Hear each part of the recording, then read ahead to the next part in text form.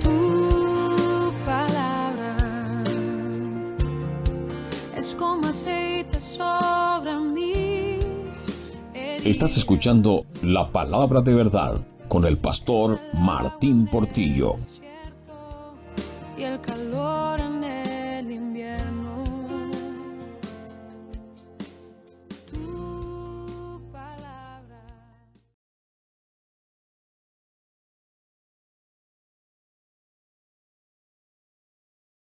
Ok, estamos, decía hace unos minutos, porque teníamos un problema técnico aquí, que estamos culminando con esta clase número 16, el repaso que le hemos dado a la historia de la iglesia cristiana de estos 2000 y pico de años desde que Jesús la fundó. Y hoy estamos terminando con una especie de resumen y al mismo tiempo un vistazo a cuáles son las características principales, primero, del evangelio o del cristianismo que se está viviendo actualmente, y cuál debe ser nuestro norte. Yo he dicho en otras ocasiones que los cajeros de los bancos no son entrenados en cada tipo de billete falso que existe, porque todos los días sale una técnica nueva de cómo falsificar los billetes tan parecidos como sea posible al original. Entonces, cuesta mucho tiempo, mucho dinero entrenar a los cajeros en cada modelo de billete falso que vaya saliendo. Entonces, lo que hicieron o lo que hacen es entrenarlos más bien en cuáles son las características del billete verdadero. Y por supuesto, si el billete es verdadero, va a ser imposible imitar cada una de sus características. Es decir, nadie puede falsificar cada una de las características de un billete genuino. De tal manera que un cajero, sin mirar el billete, solamente con tocarlo, solamente con la forma en la que lo toca y se relaciona con él, el cajero puede saber inmediatamente, aunque esté contando muy rápido, él siente algo raro e inmediatamente se detiene y dice, aquí hay algo raro. Entonces, el cristiano no puede abarcar todas las variaciones falsas, perjudiciales o hasta inofensivas que ha sufrido el evangelio. Cuando digo inofensivas es, por ejemplo, que para mí el tema de los pantalones en la iglesia, o si aplaudimos o no aplaudimos en la iglesia, o si cantamos himnos o coritos en la iglesia, para mí eso es inofensivo. O sea, eso es algo demasiado sencillo, ¿no? Como para ponerme a discutir o calificar a una iglesia de falsa o de verdadera porque aplaudan o no aplaudan, porque usen pantalones o no usen pantalones.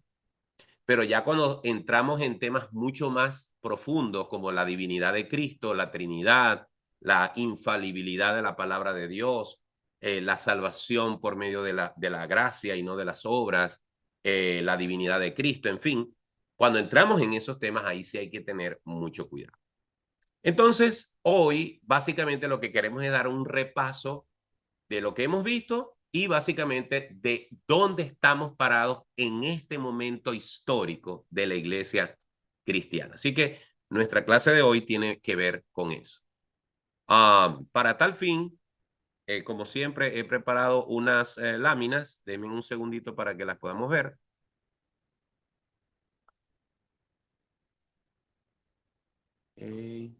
Yo siempre me complico con esto.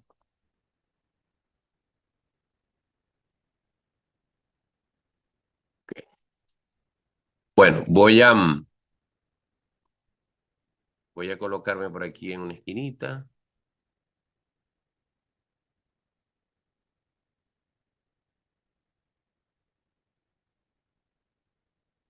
Fueron 4 meses bastante de estudio. Sí, yo creo ajá. Bueno, pero eso quedaron grabados ahí. Los puedes buscar. Sí. Ok. Vamos a ver si ahí puedo. Ahí se ve más o menos la lámina, ¿verdad? Ok. Muy bien. Entonces, vamos a comenzar hoy haciendo un pequeño resumen. Vamos a decir que la historia de la iglesia la podemos segmentar en muchos pedazos, en muchos períodos. pero si lo hacemos de la forma más sucinta, de la forma más resumida, podemos decir que hay un periodo de 300 años aproximadamente que lo podemos tildar de la iglesia primitiva. Esa iglesia primitiva y esos 300 años van desde el momento del día de Pentecostés. Ya Jesús no está en la tierra, Jesús ascendió a los cielos, estuvo 40 días presentándose delante de los discípulos, resucitado. 10 días después viene la fiesta de Pentecostés, ¿verdad? Acuérdense que la fiesta de Pentecostés o la palabra Pentecostés no tiene nada que ver con hablar en lenguas, ¿ok? En el sentido de que ya la fiesta de Pentecostés era una fiesta judía que ya existía para entonces. Entonces, allí en esa fiesta se manifiesta el Espíritu Santo, que era la promesa del Señor le había hecho a los discípulos, y podemos decir que el cumpleaños de la iglesia cristiana es el día de Pentecostés. Ese día nació la iglesia. Los 120 que habían quedado, después de todo un ministerio largo de Jesús, lo que habían eran 120 discípulos, entre eso estaban María, estaban los 11 discípulos que sobrevivieron a Judas y todos los demás que habían seguido a Jesús, era un grupito de 120. Ese día la iglesia nace, ese día la iglesia estalla, y cuando digo estalla lo digo en el buen sentido de la palabra. Ese día se convierte en 3,000 personas, ¿verdad? Y la iglesia empieza a crecer. Y el libro de los Hechos nos narran aproximadamente unos 40 años de esa iglesia, ¿ok? Más o menos hasta el año 60 y pico después de Cristo nos narra el libro de los Hechos. De pronto el libro de los Hechos termina en el capítulo 28, ya no tenemos más registro histórico que lo llevaba Lucas, y tenemos prácticamente que al final de ese primer siglo, con la muerte del último apóstol Juan, tenemos que esa iglesia primitiva sigue creciendo a través de lo que llamamos en unas clases recientes los padres de la iglesia. Y que los padres de la iglesia eran los hombres que recibieron directamente de esos discípulos el testigo y a su vez se lo fueron pasando a otra generación. Durante esos 300 años, la iglesia cristiana fue una iglesia perseguida, una iglesia odiada, una iglesia que el Imperio Romano la mantenía, como decimos en mi país, a palo y pedrada, ¿verdad? Persiguiéndola, pero fue una iglesia que se mantuvo en santidad a pesar de sus defectos. Fue una iglesia que creció, la gente se hacía cristiana no por conveniencia, sino por convicción, porque hacerse cristiano significaba ponerse la soga en el cuello, ¿verdad? Porque había que pagar a veces la vida, con la vida había que pagar el ser cristiano. Así que fue un periodo en el cual Dios usó la iglesia para que se expandiera por el mundo. Pero esa influencia impactó el Imperio Romano, ¿verdad? A través de un emperador llamado Constantino, y aproximadamente en el año 312, 313 después de Cristo, la iglesia, por fuerza de este emperador que la convierte en la iglesia del imperio, adquiere un viraje. La historia de la iglesia pasa a ser la iglesia romana, y el problema con esto es que, si bien es cierto, eso trajo ciertas ventajas porque ya los cristianos no eran perseguidos, no eran asesinados, la iglesia se empezó a corromper, porque entonces los intereses ya no eran la defensa de la escritura, ya no era la predicación de la palabra, sino cómo meterme en la iglesia para ser parte del poder del imperio. Además de eso, entró la idolatría de los pueblos paganos y se hizo una cristianización de la idolatría. Las imágenes de las diosas romanas y griegas se transformaron en imágenes de vírgenes y de santos, ¿verdad? Y creció dentro de la iglesia una profunda corrupción moral, espiritual, porque la gente estaba en la iglesia era más por intereses políticos y económicos y de poder que por el mismo interés espiritual. Ya ser cristiano no era un peligro, era un privilegio. Te daba un privilegio, te permitía obtener cierto poder. Estaba de moda ser cristiano, correcto. Ese periodo, desde el año 300 y pico, duró unos 1200 años, hasta que aparece un monje católico llamado Martín Lutero, que ya había tenido ciertos antecesores desde los años 1460 y pico, pero él toma el liderazgo protesta en un hecho público que quedó registrado en la historia, 31 de octubre de 1517, en la ciudad de Wittenberg, en Alemania. Él clava en esa catedral las 95 tesis, denunciando todas las cosas que él consideraba que estaban mal dentro de la iglesia. Lutero, como sacerdote católico, lo que reclamaba era que la iglesia católica, la iglesia cristiana, volviera a sus raíces. Pero al no lograrlo, ¿verdad? Al no lograrlo, porque la iglesia, los líderes de esa iglesia católica no lo aceptaron y él no se quiso retractar, entonces se abrió un cisma y desde 1517 hasta la actualidad ha existido dos grandes ramas del cristianismo, que son el catolicismo romano y las iglesias protestantes en sus diversas denominaciones, que lo vimos la clase pasada. Luteranos, presbiterianos, bautistas, metodistas, pentecostales, etcétera, etcétera, etcétera. Todas esas denominaciones conforman la iglesia cristiana protestante, la iglesia cristiana evangélica, que no adoramos imágenes, que creemos que la salvación es por gracia, que creemos que la Biblia es la única regla de fe y conducta, que la salvación es por medio de la fe, que Cristo es el único y suficiente salvador y mediador entre Dios y los hombres, que toda la gloria se la damos a Dios y a nadie más. Son características de cualquier denominación evangélica, independientemente de las diferencias que tengamos de forma, ¿verdad? Mientras que la Iglesia Católica cree, según ellos, lo que dice la Biblia, pero también creen lo que diga el Papa y lo que diga la tradición.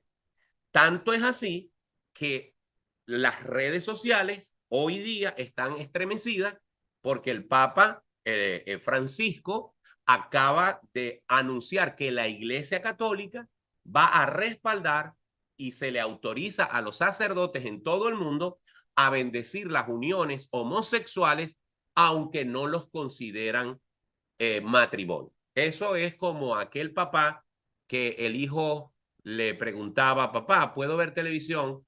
Y él le dijo, sí, pero no puedes prender el televisor. ¿Ok? O sea, es realmente un juego medio raro allí, ¿no? O sea, te bendigo como pareja, hombre con hombre, mujer con mujer, pero no te considero matrimonio. Eso es un absurdo, ¿verdad? Entonces, los cristianos evangélicos no. Los cristianos protestantes, los cristianos evangélicos creemos que la escritura es lo que debe medir el comportamiento, es lo que debe medir la doctrina, es lo que debe medir la teología y no lo que diga un santo padre, entre comillas. ¿Ok? Bien, la reforma protestante sucedió hace 500 años. O sea, que si nosotros sumamos 300 más 1200, son 1500. Y 500 de la reforma protestante son 2000. Ya estamos en el 2023. Entonces, ahora tenemos la iglesia actual. Las características de la iglesia actual, estoy apartando a los católicos, estoy apartando a los testigos de Jehová, estoy apartando a los mormones, estoy apartando a otros grupos que evidentemente no son protestantes, evidentemente no son evangélicos, evidentemente no son cristocéntricos, evidentemente no son bibliocéntricos.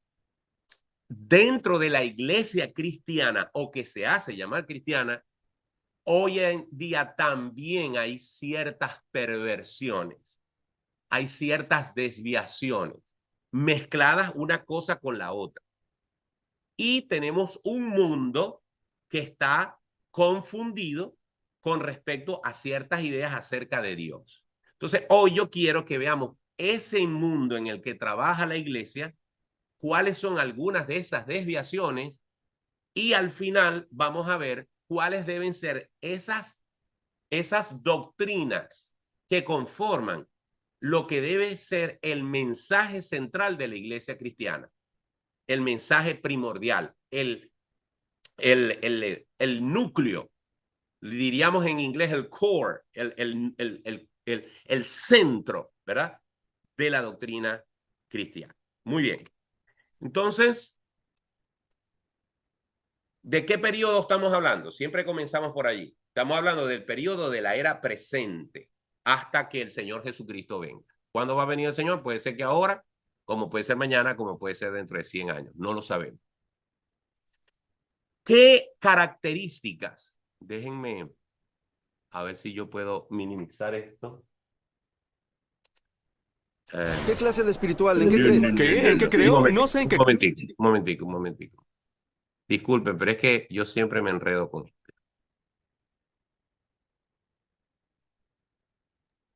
Y que estamos en vivo. Sí, esto tiene una forma de Estamos en vivo ocultarse. directo. Sí, sin duda. Esto tiene una forma de ocultarse y yo no sé cómo se hide video. A ver, no. Disable show. No, este. Ok, ahora sí. Ok. Yo creo... Ok. ¿Cuáles son algunas características, verdad, del cristianismo moderno? Primero, hay una idea en la gente o de ateísmo, es decir, Dios no existe o Dios existe a mi manera. Dios es lo que yo quiera creer de Dios. Entonces, Dios es una idea abstracta. Cada quien tiene una idea de Dios como la quiera tener. Recuerdo, no sé si en sus países escucharon esta opción, pero la gente dice, todos los caminos conducen a Dios. Cada quien se salva en su religión.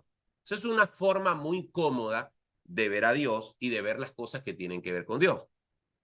Pero para que entendamos cómo una persona razona quién es Dios, quiero que veamos el siguiente video que sin querer queriendo proyecté ahorita. Vamos a retrocederlo. ¿Qué clase de espiritual? ¿En qué? Ya, denme un segundito a ver si lo logro. Desde hace mucho tiempo la persona... Un segundito.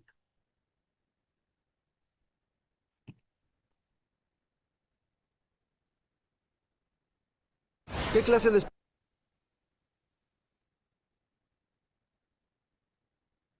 Okay. ¿Qué clase de espiritual? Escuchen ¿En qué esto. crees? ¿Qué? ¿En qué creo? No sé en qué creo. Yo creo en mí mismo. ¿Así confías en ti? Absolutamente. Deletrea shop. ¿Shop? Sí. ¿Por qué? No, porque No, es... ¿por qué? Deletrea ¿Por la qué? palabra shop. ¿Para qué quieres que deletree esa palabra? Para enseñarte algo. ¿Qué quieres que...? Nunca sabrás si no lo haces. SHOP. ¿Qué haces cuando el semáforo está en verde? ¡Vamos! Te detienes. ¡Luz verde! Bueno, entonces avanzas. ¿Ves? No puedes confiar en ti. Está bien, no sé si puedo confiar en mí mismo porque todo lo que hiciste fue cambiar las palabras. Deletrea silk. No, Sí. no, esto es... Todo lo que intentas hacer es... No. Bueno, Está bien, dame el teléfono de Jesús. Dame su número de fax. Sí. Dame su número de fax para que Está pueda bien. hablar con él. Enséñame la carta y hablaré con él. Está Hasta bien. entonces, todo está en tu mente. déjame dártelo. ¿Estás listo? Aquí está la carta. Es la palabra de Dios, la Biblia. Esa es la carta y el número es Bien, arrepentimiento y fe. aquí está el detalle. La Biblia fue escrita por el hombre. Bueno, no evolucionó, obviamente. Fue escrita por el hombre. Por supuesto, no evolucionó. Varios de ellos. Sí, un montón. Bien. Como 50 Ahora estoy para- inspirado por Dios y Dios me dice que lo que estás haciendo ahora está mal y es pecado.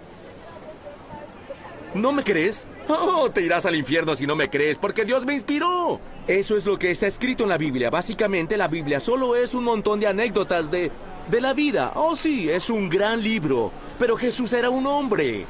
¿Quieres ser una buena persona? No creo. Sí soy una buena persona, pero no soy perfecto, aunque intento hacer cosas buenas todos los días. ¿Puedo hacerte algunas preguntas para ver si eres una buena persona? Ya sé a dónde vas. ¿A dónde voy? Ya me lo dijeron, pero está bien. Adelante, dale. Vamos. Dale. ¿Alguna vez has mentido? Aquí vamos, claro, escucha esto. Si tu esposa se pone un vestido y te pregunta, ¿me veo gorda?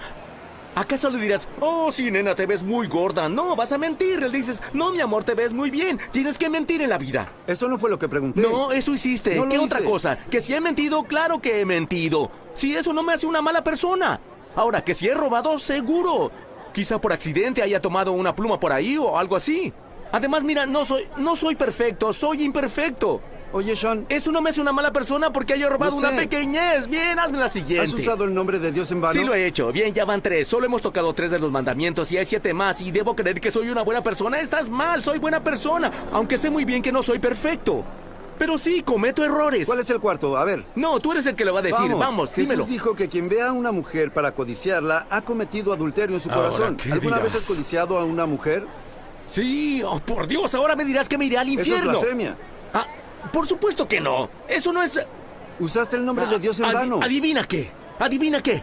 No creo en el infierno. Y Jesús dijo, el cielo no está aquí. El cielo no está allá. El cielo está en tu interior, así que el cielo no es un lugar y no creo que debas seguir tus reglas para llegar al lugar que tú crees que es el cielo. Oye, y no Sean, voy a ir al infierno. Aquí está tu Y problema. no nací con el pecado original. Todos los que creen esa estupidez que nacieron con el pecado original es su problema. Pero yo no, yo solo nací. Tienes que nacer de nuevo o morirás en tus pecados. Ah, ¿quién lo dice? Jesús. ¿Cómo Él que fue- tengo que nacer? No, no, sabes que han cambiado todo. Si Jesús estuviera en la tierra justo ahora, estaría junto a él fumando marihuana. Así de fresco era Jesús. Jesús era un hombre. Era un hombre. Comprueba que era Dios. Ahora volvamos a Prueba lo que era Dios. Volvamos a lo que Prueba decíamos. que Jesús era Dios. Volvamos a lo que decíamos. ¿Sí?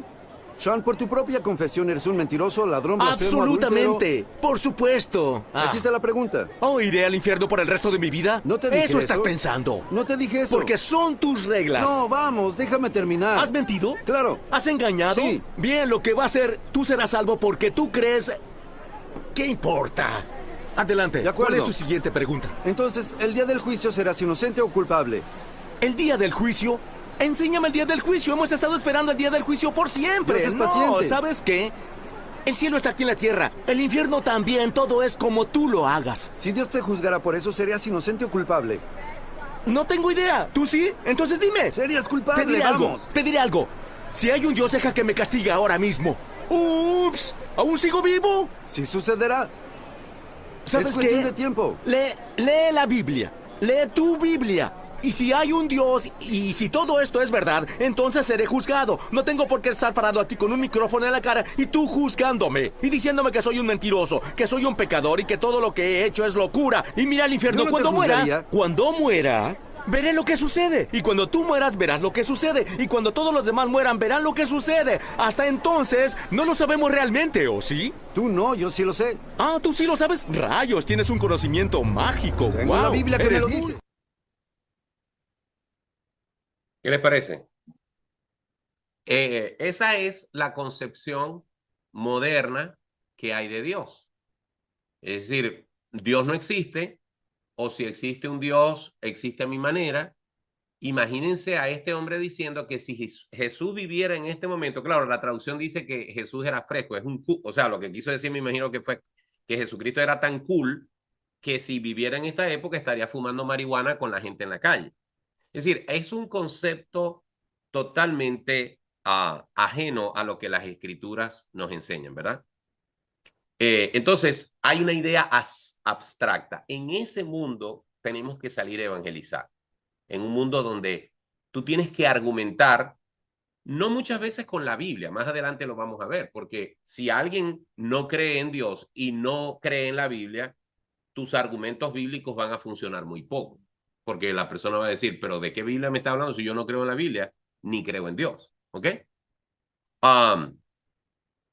Esa es una de las cosas, de las características del cristianismo moderno. Es decir, el cristianismo a veces ha contribuido a eso porque tiene temor o no sabe defender con argumentos, eso se llama apología, la idea y el concepto de que Dios es real.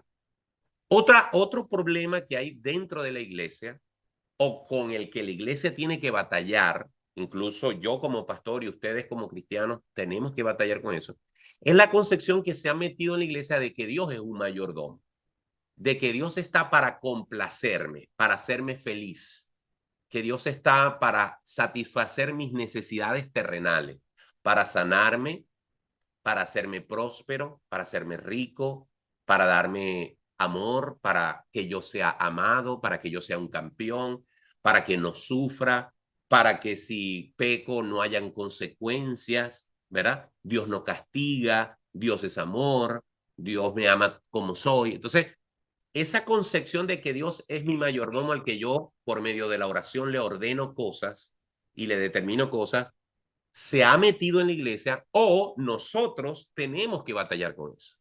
Es decir, yo como pastor me topo muchas veces con gente que está dentro de la iglesia y terminan creyendo que la oración es sentarse en un restaurante a pedir que Dios venga a resolver tus problemas y que la oración es para pedir y nada más. ¿Ok?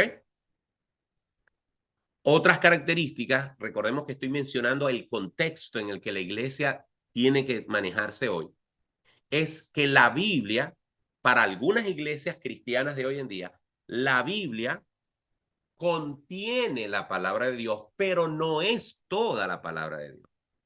Eso es lo que trae como consecuencia que hoy en día hayan profetas y hayan apóstoles que te digan, tengo una palabra para ti.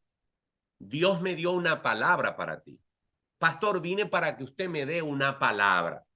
Esa terminología tenemos que manejarla con cuidado. Porque eso de que Dios me dio una palabra o Dios me puede dar una palabra a través del pastor, del apóstol, del profeta, trae como consecuencia que a veces se dicen cosas que no están soportadas en la Biblia. Entonces, como yo soy apóstol, como yo soy profeta, como yo soy pastor, yo se supone que tengo la autoridad de agregarle cosas a la Biblia y de darte una palabra con la misma autoridad de la Biblia cuando Dios no ha dicho tal cosa. Y eso no es nuevo. En el Antiguo Testamento, cuando Dios hablaba a través de los profetas, Dios tuvo que poner reglas para los profetas que hablaban en nombre de él y no era Dios. Y Dios dijo, el que diga que habla en nombre mío y no se cumpla lo que yo digo, hay que apedrearlo hasta morir. Así de grave es hablar en nombre de Dios. Entonces, hoy en día, la gente, cuando tú le abres la Biblia y le enseñas lo que la Biblia dice, la respuesta de cristianos es que ustedes o es que tú solamente usas la Biblia. La Biblia contiene la palabra de Dios, pero no toda la palabra de Dios. Cuidado con eso. Nosotros los cristianos, el verdadero cristiano, cree lo que está en la Biblia. Sustenta su fe con lo que está en la Biblia. Tiene que esforzarse por demostrar que lo que cree, que lo que enseña, que lo que predica está soportado por la palabra de Dios. Cualquier enseñanza, cualquier dogma, cualquier norma que se quiera instituir dentro de la iglesia y que no esté soportada por la palabra, cuidado, porque podemos estar siguiendo palabra de hombre. ¿Ok? Muy bien. ¿Qué clase de espiritual? Otra cosa. Esto es peligroso. Esto ya pone al evangelio al borde no, lo coloca a quien crea esto en el grupo de las sectas, de los falsos cultos. Pero es triste decirlo, dentro de la iglesia, ya sea porque es parte de una congregación que lo cree así, o algunos cristianos que no han sido bien discipulados, algunos cristianos piensan que Jesús es inferior a Dios. Es decir, no han sido instruidos para que entiendan el concepto de que Dios es Padre, Hijo y Espíritu Santo, y estas tres personas son iguales. Y que Jesús, es Dios hecho carne. Es importante entender eso, y yo quiero mostrarles un video acerca de eso. Creo que Thais quiere hablar algo. Después del video te doy chance, Thais. Desde hace mucho tiempo las personas se han cuestionado si Jesús es Dios Un segundito. Sí, lo que pasa es que... o no, poniendo así en duda su divinidad. Dicen que Él es su Salvador, pero que no es Dios. Por esto hoy queremos hablarte acerca de la divinidad de Jesús. ¿Será Él Dios o será solo un ángel creado? Soy José Rodríguez y esto es ¿Qué dice la Biblia?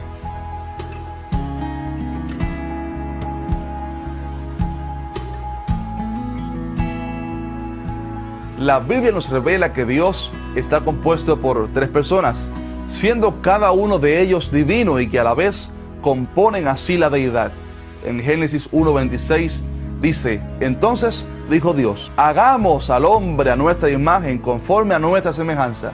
Aquí vemos que Dios es más que una persona, pues está hablando en plural. También cuando Jesús es bautizado, vemos que las tres personas divinas que estaban presentes, el Padre hablando desde el cielo, Jesús siendo bautizado y el Espíritu Santo que descendía sobre él. También Primera de Juan dice, porque tres son los que dan testimonio en el cielo, el Padre, el Verbo y el Espíritu Santo. Y estos tres son uno. A diferencia de lo que algunos piensan, Jesús no es un ángel creado, sino que Él es eterno, sin principio ni fin. La Biblia dice que Él es antes que todas las cosas. En Apocalipsis Jesús se llama el Alfa y el Omega, el primero y el último. Y Juan capítulo 1 dice acerca de Jesús, en el principio era el Verbo, y el Verbo era con Dios, y el Verbo era Dios, Dios con mayúscula en el original. Ahora bien, escucha esto con atención. La palabra nos enseña que solo ante Dios nos podemos postrar y arrodillar. Vemos ejemplo de gente como Mardoqueo en el libro de Esther, que rehusó postrarse ante hombres. También Cornelio, a quien el ángel se le mostró. Cuando Pedro viene frente a él, dice la palabra que Cornelio se postra para adorarle, pero Pedro se lo prohíbe, pues él era un hombre como él. Y en Apocalipsis vemos que el apóstol Juan se postró para adorar a un ángel, y éste le dijo: no lo hagas, porque yo soy consiervo tuyo. Y le dijo: adora a Dios. Así que no nos está permitido adorar a hombre ni ángel de ningún tipo. Pero cuando la Biblia habla acerca de Jesús, a este sí se le puede adorar. Hebreos 1:6 dice acerca de Jesús: adórenle todos los ángeles de Dios. En el Evangelio de Juan vemos que Jesús se dejó adorar por aquel joven ciego de nacimiento a quien él le dio la vista. Y después de su muerte, al Jesús resucitar, vemos que otra vez se deja adorar por sus discípulos. Esto nos deja bien claro que para que Jesús se dejara adorar y que la Biblia nos mande a adorarle a Él, entonces Él tiene que ser divino, porque solo a Dios podemos adorar. Otro punto importante a saber es que solo Dios puede perdonar pecados, ¿verdad que sí? Así dijeron aquellos fariseos cuando vieron que Jesús le había perdonado los pecados a un paralítico. Le criticaron porque aparentemente él se había robado el derecho que solo Dios tiene. Pero Jesús les dijo: pues para que sepáis que el Hijo del Hombre tiene potestad en la tierra para perdonar pecados, dijo al paralítico: a ti te digo, levántate, toma tu lecho y vete a tu casa. Si Jesús no es Dios, entonces, ¿cómo pudo perdonar pecados? Romanos dice que este Cristo es Dios sobre todas las cosas. Colosenses enseña que en Él habita corporalmente toda la plenitud de la deidad. Primera de Juan 5:20, hablando de Jesús, dice que este es el verdadero Dios y la vida eterna. Para ser salvo e ir al cielo, tienes que reconocer que Jesús es Dios. Si no, no eres salvo. La Biblia dice que el que tiene al Hijo tiene la vida. El que no tiene al Hijo de Dios no tiene la vida. Él todavía sigue siendo hoy el único camino para llegar al Padre. Yo no tengo un Salvador cualquiera. Mi Salvador es Dios, porque Jesús es Dios y Él es el Cristo.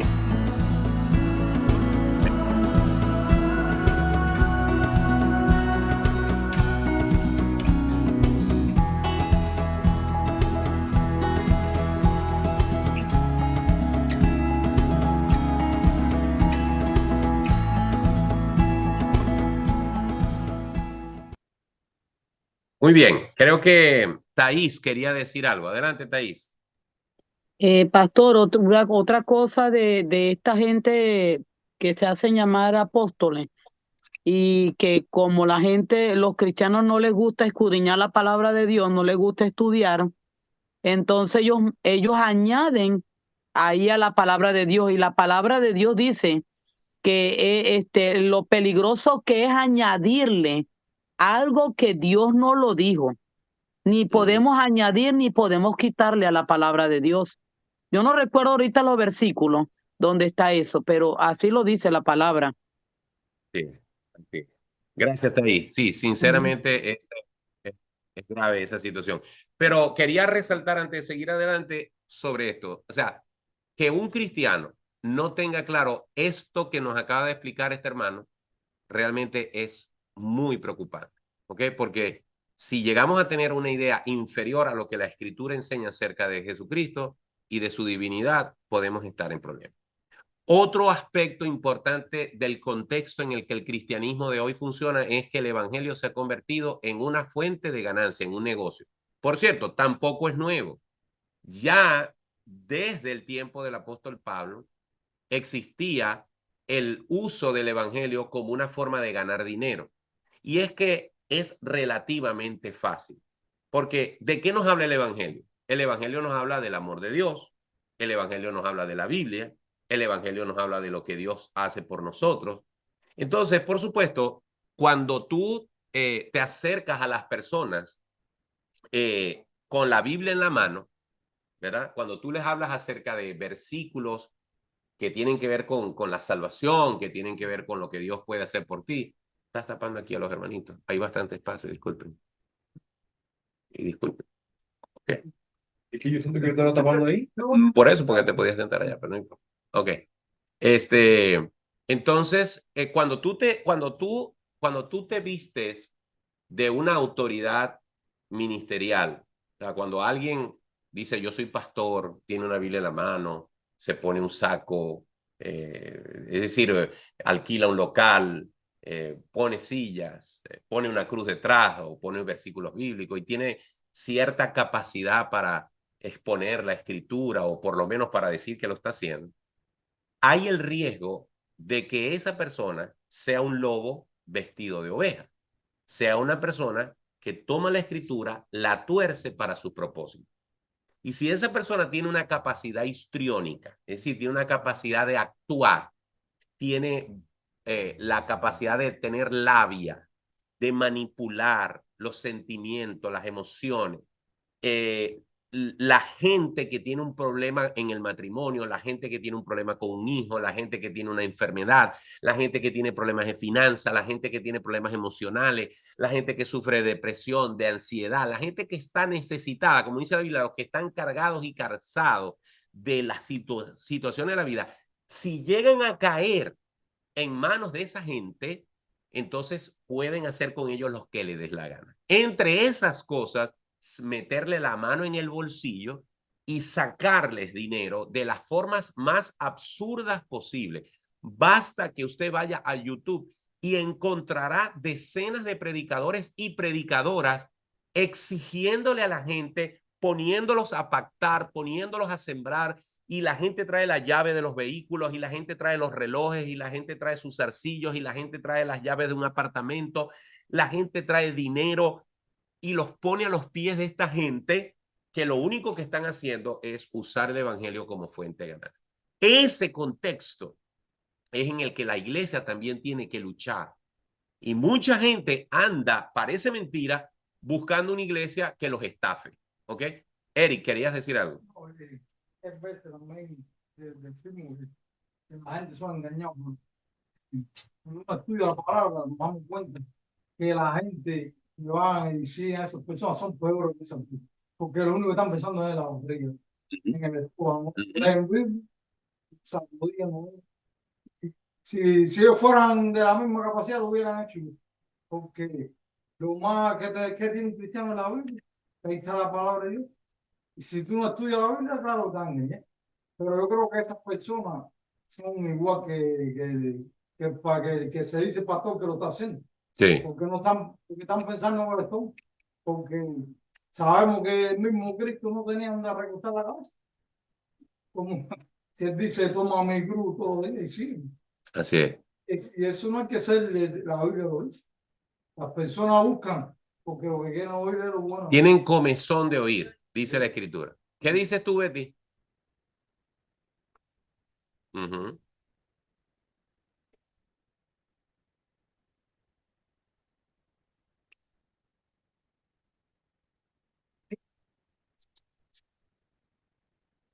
Así es.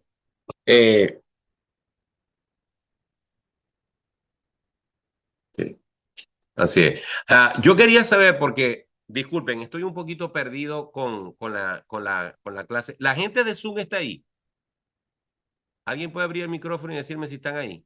Sí, aquí estamos, aquí estoy. Ajá. Sí, pastor. Aquí estamos. Sí, Aquí sí, es que estamos. estoy tratando de conseguir la interfase con Zoom y no la consigo. Denme un segundito. Porque quiero hacer algo. Un segundito. Yo no entiendo. Quiero ver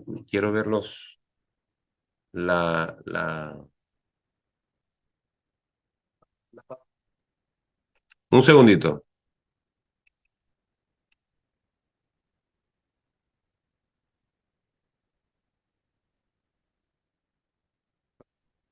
¿Dónde? La flecha naranja. Ok, ya la conseguí. Ok, denme un segundito, que es que estoy buscando aquí. Muy bien. Sí, decía el hermano Eric, para los que no escucharon por casualidad en la reunión, decía el hermano Eric que la gente prácticamente se deja robar porque tienen comezón de oír. Es decir, lo que están es deseosos de que alguien les diga lo que ellos quieren escuchar y a cambio de eso están dispuestos incluso a dejarse timar, ¿verdad? Por las personas. Y lo mismo decía la hermana Betty cuando decía que son gente que está siguiendo hombres que están poniendo sus ojos sobre las personas. Correcto. Ok.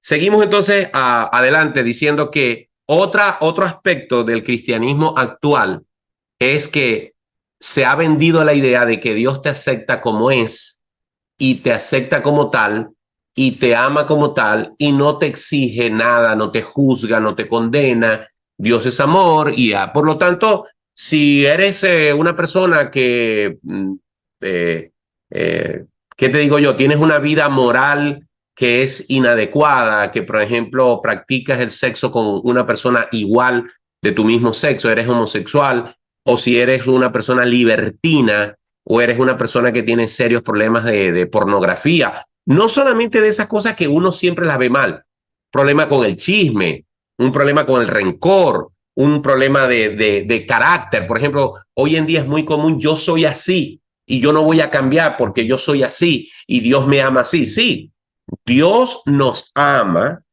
y lo demostró entregando a su Hijo Jesucristo. Pero el hecho de que nos ame no significa que Él nos acepta como tal, sino que Él nos exige que haya un cambio. Por eso dice la Escritura, de modo que el que está en Cristo, nueva criatura es, las cosas viejas pasaron, he aquí todas son hechas nuevas. Dice la Escritura que el que dice ser de Cristo debe andar como Él anduvo. Cuando Dios le estableció los reglamentos de vida a Israel, les puso unas leyes, unas normas y les exigió guardarlas. Entonces, Dios nos ama, pero no nos acepta como estamos. O en todo caso, si nos acepta, quiere transformarnos y quiere que nosotros mostremos nuestra disposición a transformarnos, deseando cambiar, rechazando el estilo de vida que teníamos antes de conocerlo a Él. Es decir, nosotros debemos avergonzarnos, como dice el apóstol Pablo en Colosenses, debemos vestirnos del nuevo hombre, quitarnos el ropaje viejo y vestirnos del nuevo hombre. Pero estoy resaltando esto porque en muchas iglesias, con tal de que la gente no se vaya, les dicen, Dios te ama como tú eres, ven acá y yo no te condeno, yo no te juzgo, yo no te señalo, yo no te corrijo, yo no te digo nada para que tú sientas que todo está bien. ¿Ibas a decir algo, Aidamari? Va en contra de todas esas cosas. Exacto.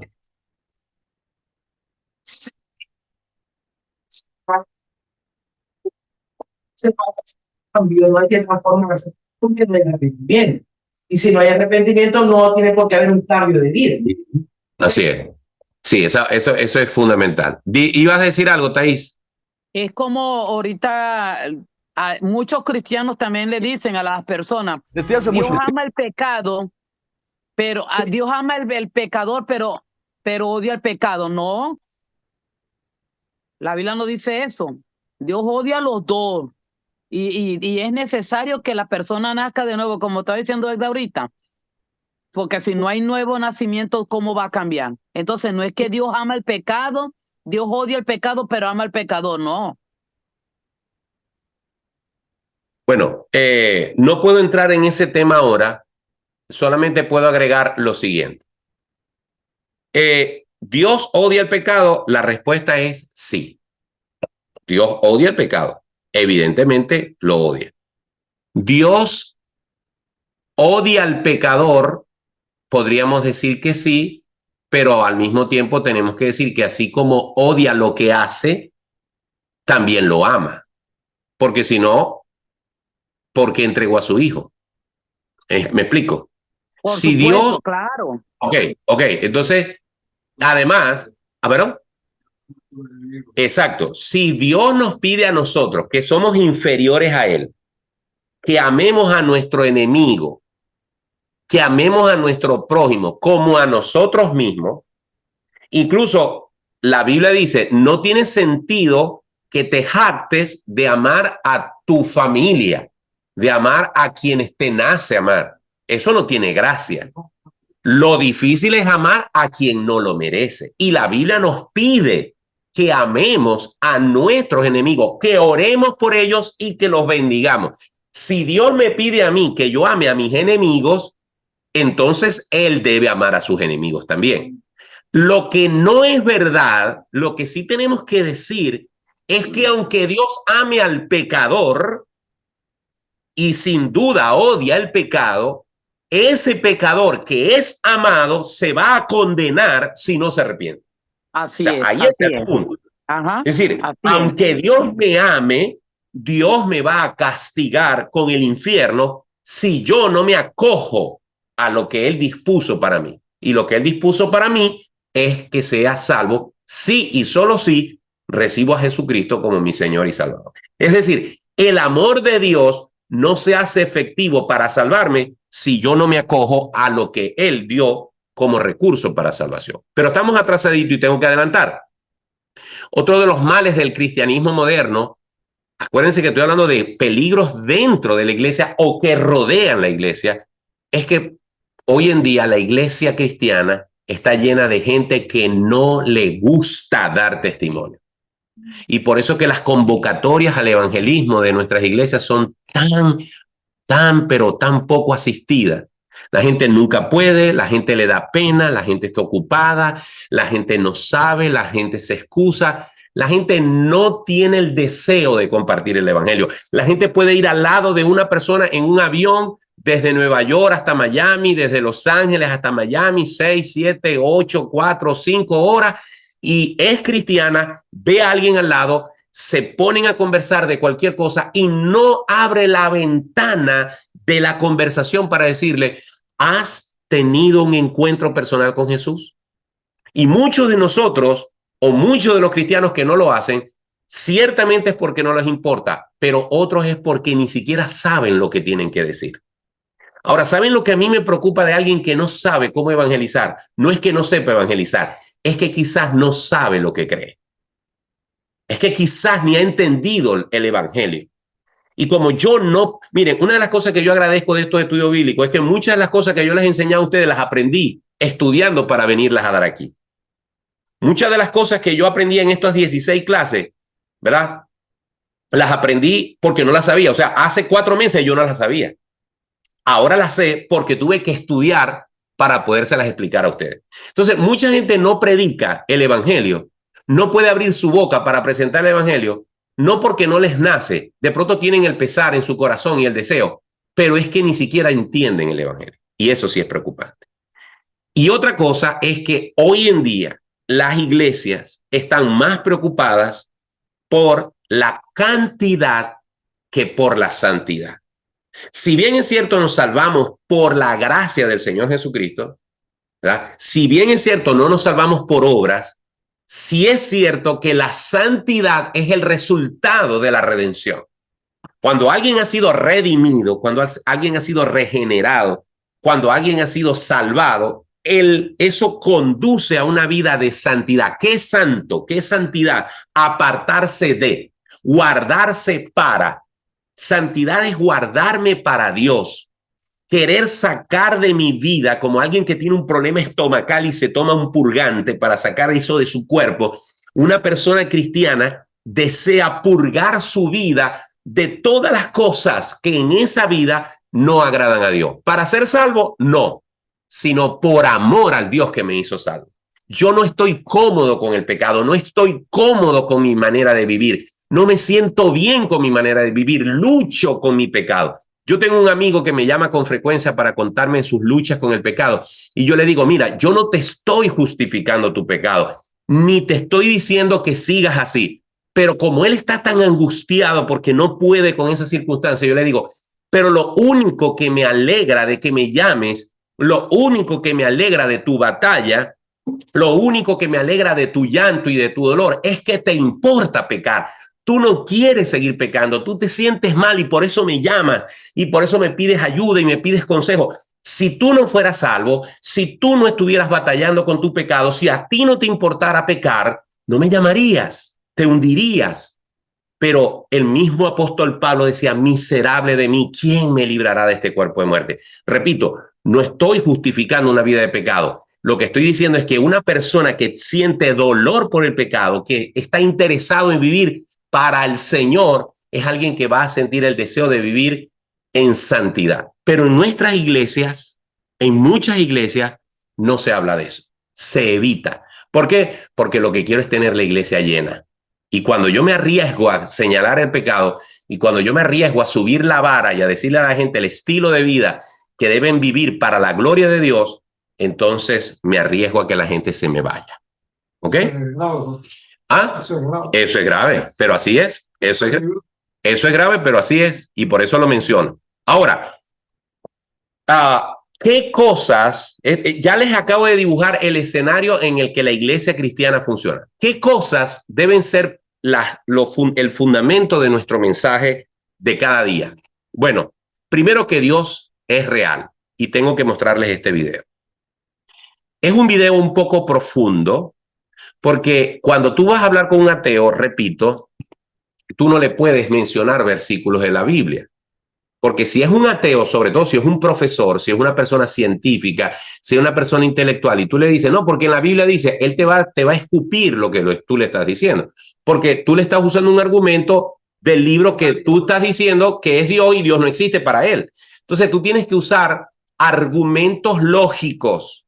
Y tú dirás, pero ¿cómo podemos justificar a Dios lógicamente? Bueno, eso tiene su sentido. Y de hecho de eso trata la filosofía. Pero tú puedes usar la filosofía, que es la forma de pensar, el argumento de las ideas, tú lo puedes usar para decir, oye, si esto es así y esto es así, Dios tiene que existir. Si esto es así, si esto es así, si esto es así, Dios tiene que existir. Y de eso trata este video, de un hombre muy conocido y que es uno de los mejores apologetas o defensores de la idea de que Dios existe de hoy en día. Es breve, pero es profundo. In my experience, I think there are quite a number of different arguments for the existence of God. Let me just list some of them that I've defended in my work. One would be the contingency argument that holds that God is the best explanation of why anything at all exists rather than nothing. A second would be in my experience, I think there are... Ya, que quiero explicar ese argumento que él acaba de dar allí. Él está hablando del argumento de la contingencia. Es decir, vamos a escucharlo de nuevo. Let me just list some of them that I've defended in my work. One would be the contingency argument that holds that God is the best explanation of why anything at all exists rather than nothing. Ya, que quiere explicar eso. In my just list some of them that I've defended in my el argumento de la contingencia del que él está hablando es este. Tú te encuentras con alguien que dice, todo lo que existe salió de la nada.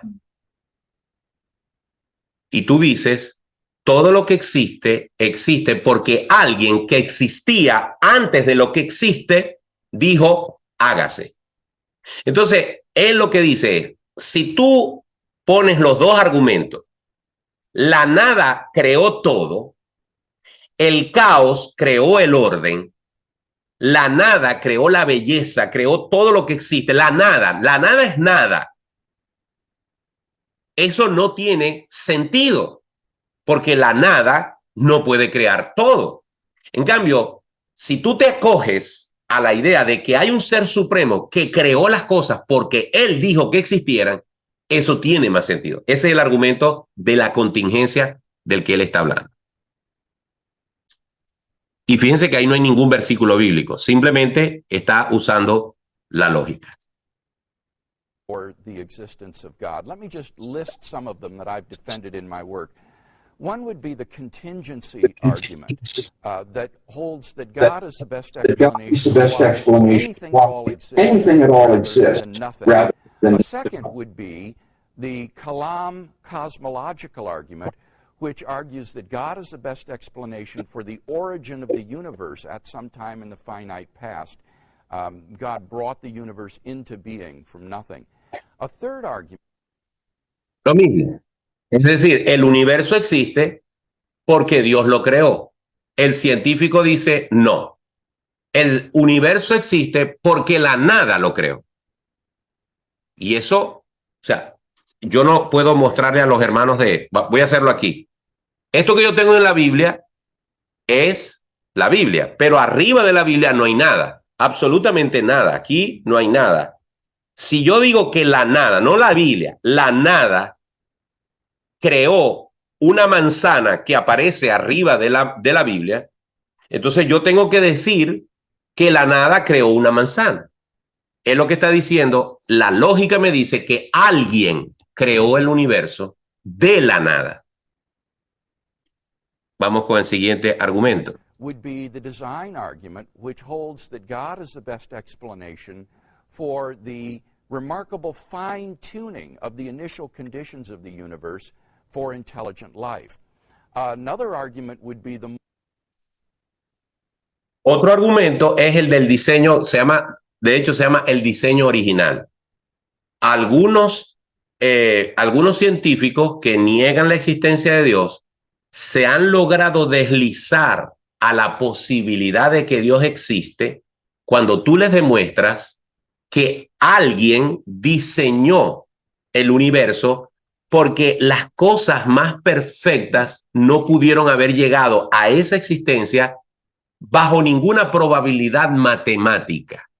Es decir, las probabilidades de que yo coloque sobre una mesa una cantidad de piezas que componen un reloj suizo, yo desarmo un reloj suizo, lo pongo arriba de una mesa, ¿verdad? Y regreso en 1 millón de años.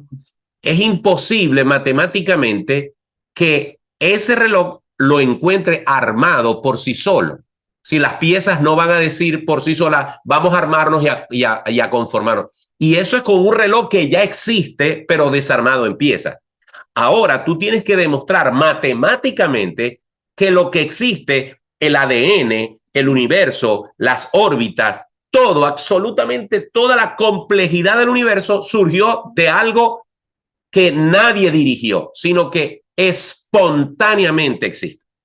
De hecho, cuando ustedes ven los documentales en Discovery Channel, en National Geographic, acerca de cómo se creó el mundo, usted va a ver que en esos programas que los hacen los ateos, siempre es afortunadamente, providencialmente, siempre utilizan términos que apuntan a lo aleatorio. Casualmente, ¿ok? Se crearon todas las condiciones, pero no son capaces de decir hay alguien que ordenó que fuese así. Y eso es lo que él está argumentando. Moral argument that God is the best explanation for the existence of objective moral values and duties in the world. I would also think that... Y el argumento de la moral es el argumento que dice que en toda la humanidad existe pesar por asesinar, existe pesar por ser infiel, existe pesar por mentir, por robar. Es decir, todas las culturas del mundo tienen unas normas morales que apuntan a lo que está mal y a lo que está bien. Si no existe Dios, ¿por qué va a existir entre los hombres ese sentido de lo que está mal y de lo que está bien? Porque los animales no entienden de mal ni bien. Un león, cuando se apodera de una manada y logra vencer al león que estaba antes dirigiendo esa manada de leonas, mata a todos los cachorros para que las leonas entren en celo de una vez y él poderse aparear con ellas. Y ese león no siente pesar en su corazón porque mató a los leoncitos chiquitos. Ni las madres de los leoncitos se ponen bravas. Ellas simplemente entran en celo a tener más leoncitos con el nuevo león. Entonces, eso no existe en ninguna cultura humana. Con todo y que hay maldad, con todo y que hay asesinatos, con todo y que hay violadores, en general la humanidad sabe lo que es malo y lo que es bueno. Ese sería el concepto de la parte moral. Y por último, les voy a hablar del argumento ontológico. Es el más complicado de todos. The ontological argument for God's existence is a sound argument, which argues that the very possibility of God's existence implies his actuality, and that therefore, if God is even possible, it follows that God exists. And finally, as I said, I think we can know that God exists through personally experiencing him as a kind of properly basic belief. In the same way that I know that the external world exists or that the past is real, I can know that God exists in that same sort of immediate, non-inferential way. So that would just be a list of various arguments for God's existence that I think are sound and persuasive arguments and that I've defended in detail in my written work. Bueno, como ustedes ven, el doctor William Lane Craig no mencionó ni un solo versículo de la Biblia, ¿ok? Él usó simplemente la lógica y me gustó el último que él menciona. Es decir, el argumento de que yo puedo decirte que tengo una experiencia personal con ese Dios y yo lo he visto en mi vida actuar. Y alguien podría decir, bueno, eso es algo muy subjetivo. Bueno, tan subjetivo como decir que la nada creó el todo, ¿ok? Otra cosa que es muy importante resaltar, ¿verdad? Además de que Dios es real y que sepamos argumentarlo, es ciertamente Dios es amor, pero Dios también es justicia y Dios no tendrá por inocente al culpable. Lo que estábamos hablando hace unos minutos con Thais, el hecho de que Dios ame al pecador no significa que ame el pecado y no significa que todo se va a quedar así, sino que si el hombre se presenta sin haber sido justificado, la ira de Dios está sobre él y será sobre él. Ok. Lo otro que la iglesia tiene que predicar, más que sanidad, más que milagros, más que finanzas, más que eres un campeón, más que eres un vencedor, más que tú eres pecador. El hombre es pecador, el hombre está separado de Dios.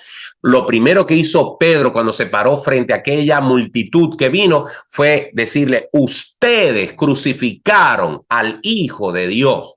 Y eso les hizo saber que eran culpables delante del Señor. La iglesia de hoy en día, no importa cuál sea el costo, tiene que decirle al hombre, eres pecador. Tiene que decirle al hombre que está condenado.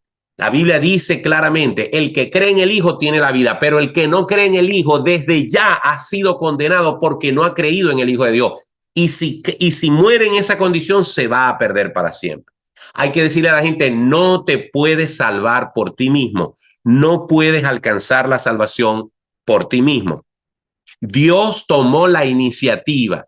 No fuiste tú. No fue que tú buscaste a Dios. No fue que tú sentiste en tu corazón. No. Dios habló a tu corazón. Dios te alcanzó. Fue Cristo el que se levantó del trono. Fue Cristo el que se despojó de su gloria. Fue Cristo el que se encarnó. Fue Cristo el que vino. Fue Cristo el que murió. Fue Cristo el que padeció. Fue Cristo el que resucitó.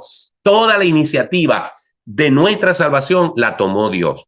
Él se encarnó. Dios pagó nuestra deuda. Todo el mérito, toda la gloria es de Dios. Y también Dios nos convence de pecado. Es el Espíritu Santo el que nos redarguye de pecado, de justicia, de juicio. Es la obra del Espíritu Santo la que hace que nuestro corazón pueda estar dispuesto a recibir el mensaje de la palabra de Dios. El hombre debe arrepentirse. El hombre no es que debe venir a los pies de Dios porque Dios tiene un plan maravilloso para él, porque él quiere ser feliz, porque yo quiero que mi matrimonio se restaure, que lo puede restaurar, porque yo quiero sanar de un cáncer, Dios te puede sanar, porque estoy deprimido, Dios te puede alentar, porque tengo problemas en mi casa, Dios los puede resolver. Pero para venir a los pies de Cristo, lo que tienes que aceptar es que estás en problemas con Dios y que te tienes que arrepentir y tienes que venir a los pies de Jesús para que Él te salve. El hombre debe poner su confianza en Cristo. Con este video quiero mostrarles dos formas en las que dos pastores muy conocidos abordan este tema. Observen muy bien.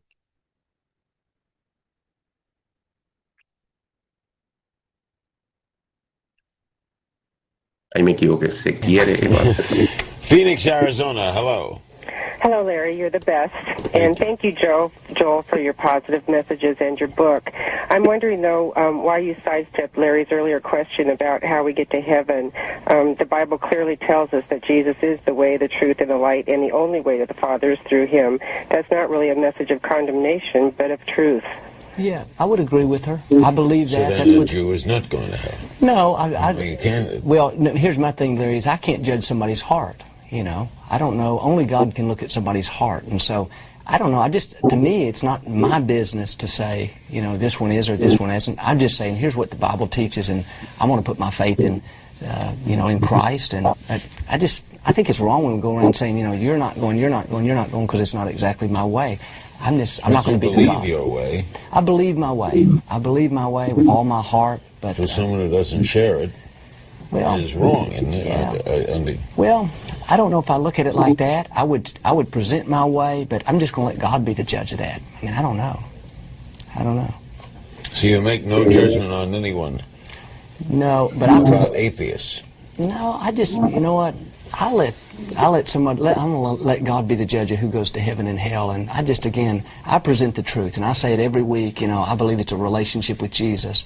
But you know what? I'm not going to go around telling everybody else if they don't want to believe that. That's going to be their choice. God's got to look at your own heart. God's got to look at your heart, and only God knows that.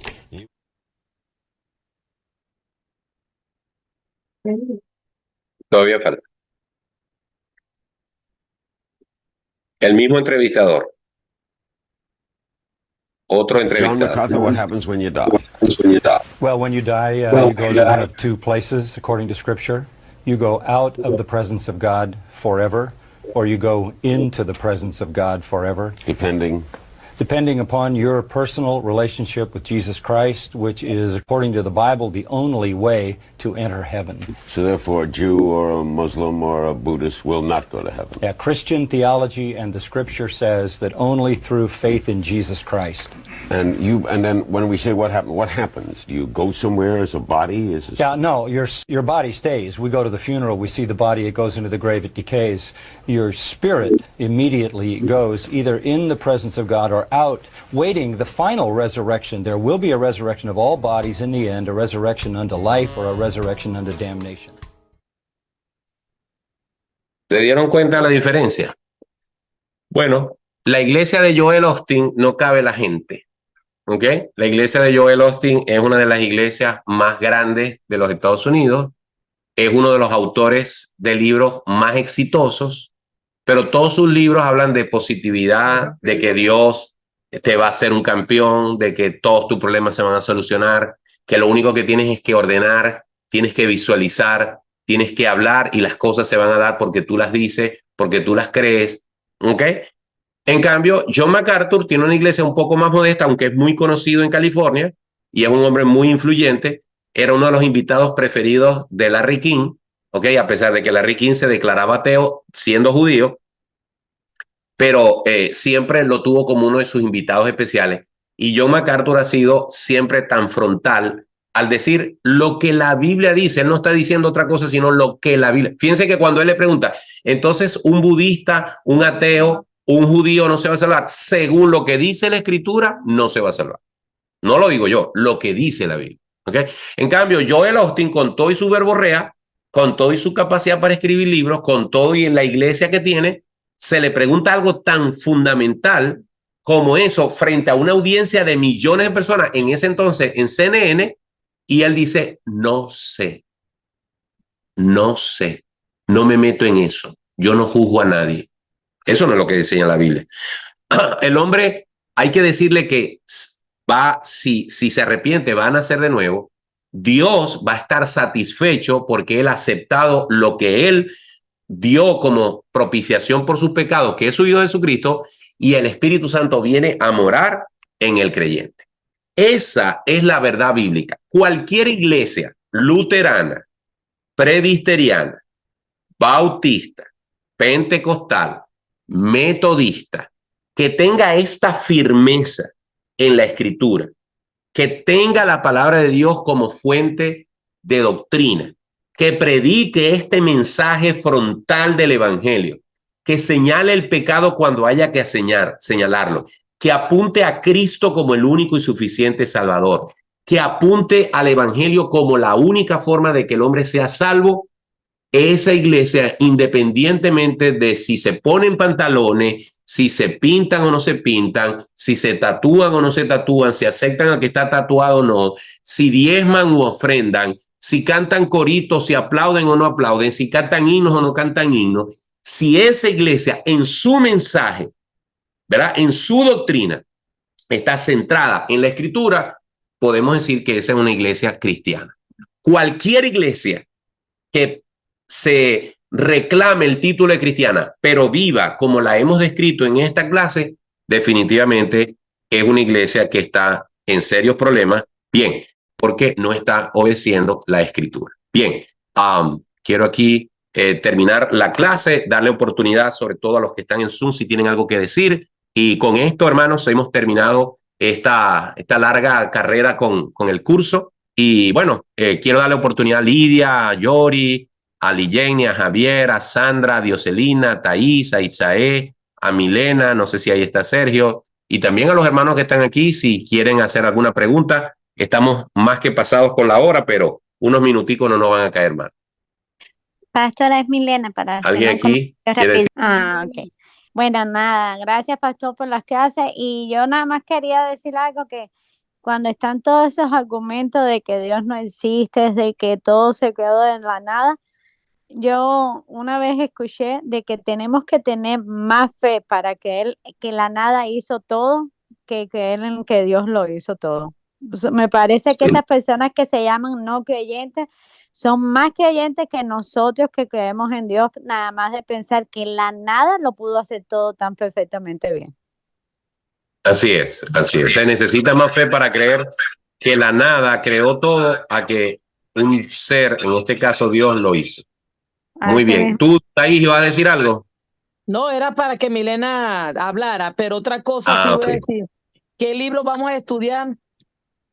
Bueno, estamos estudiando seriamente la propuesta, creo que fue tuya, de estudiar Apocalipsis.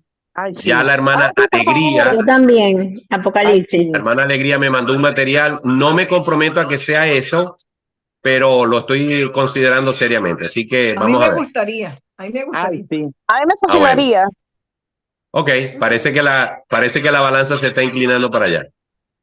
Bueno, feliz Navidad, que el Señor les bendiga, Dios les guarde. Amén. Y gracias por el apoyo. Estamos hablando. Aquí estamos. Chao. Buenas noches. Ok. Tu palabra